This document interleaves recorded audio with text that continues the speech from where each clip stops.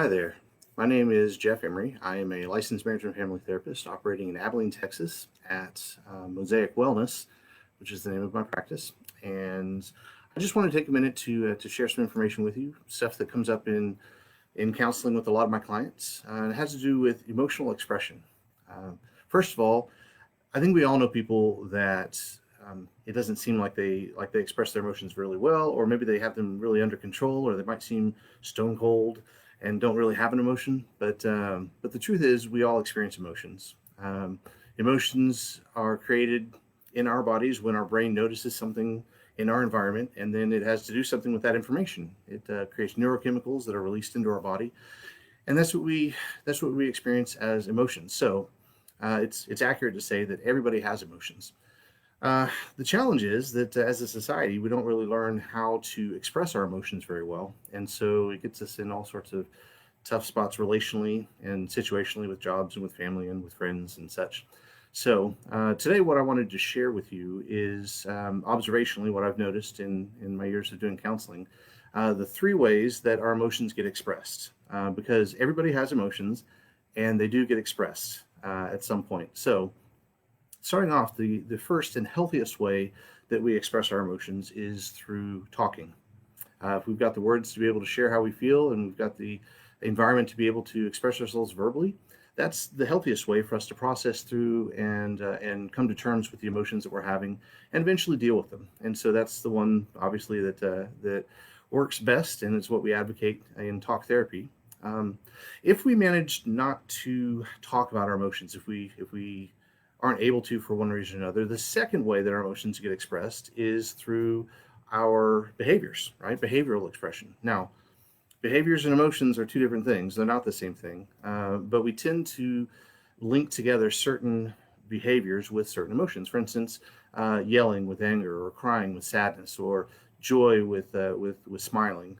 So we tend to express our emotions behaviorally through different actions. If you get nervous, you may pace up and down. If we feel cornered or threatened, we may criticize or blame or yell. Um, so there are a lot of different ways behaviorally that emotions get expressed, and through talking and through our behavior, through a combination of the two of those, that's how most of us express our emotions. And sometimes it's healthy, and sometimes it's not so healthy. The ways that we manage to express through our words and through our behaviors. However, those generally get us by. And then there's those of us who just can't, who don't have the skill or the ability or the knowledge or the context to be able to talk through our emotions. And we've learned over the course of time that certain behaviors have other consequences, and so we manage to not behave out our emotions. And so the third and least healthy way that our emotions get expressed is through our physiology, through our bodies. What I mean by that is, if we're not talking about our feelings and we're not acting out our feelings in one context or another, then we might experience headaches, migraines.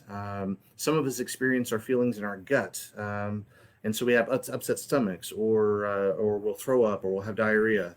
Um, there are other ways in our body that our feelings get sublimated through stress and hypertension and heart disease.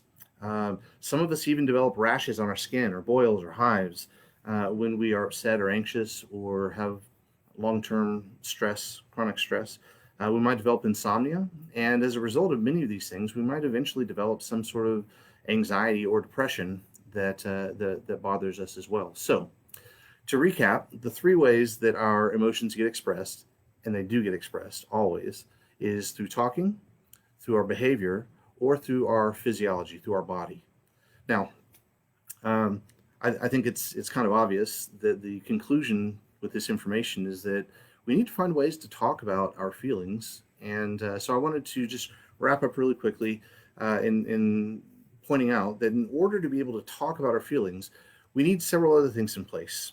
First of all, we need to have an awareness of what our feelings are. We have to be able to identify and label the feeling that we're having, because the bodily feeling, whether it's a rapidly beating heart, or shallow breathing, or nervousness, or tingling somewhere in the body, those are the physical manifestations. But we have to be able to label that feeling. Is it dread, or is it excitement? Right?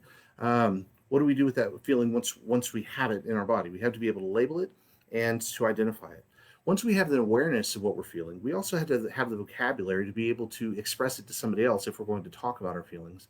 And then finally, if we are going to express it to somebody else, we need to be able to have what I call a safe emotional environment or context to be able to divulge the feeling that we're having. Because as everybody knows, if you have ever tried to share how you're feeling with somebody and they've shot you down or told you that you shouldn't feel that way or that you're stupid to feel that or that's wrong to feel that, we very quickly learn that we don't have the safety to be able to talk about how we feel. So, feelings come out in three ways: talk, behavior, or through our body.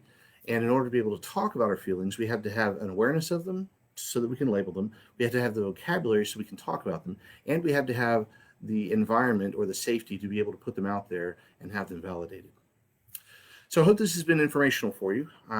If anything that I've shared today has been something you said, hey, I probably could use some help talking about my emotions, or if you're stuck or having a situation in your life that could use some help processing through those emotions, I'd invite you to give us a shout here at Mosaic Wellness, and we'll set you up with the time to come and start some talk therapy.